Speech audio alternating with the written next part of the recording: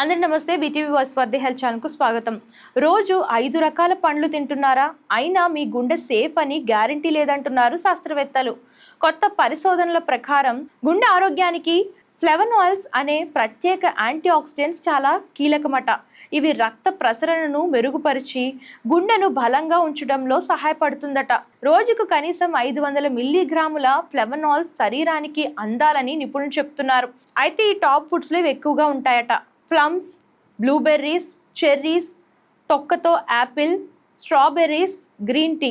ముఖ్యంగా ఒక కప్పు గ్రీన్ టీతో 200 మిల్లీగ్రాముల ఫ్లేవనాయిడ్స్ లభిస్తాయట.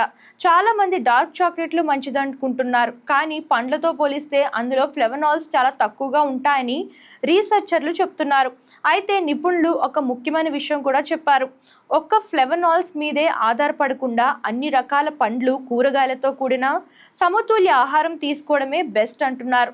సో మీరు కూడా ఫ్లేవనాయిడ్స్తో పాటు అన్ని రకాల పండ్లు అలాగే కూరగాయలు కూడా తీసుకోండి.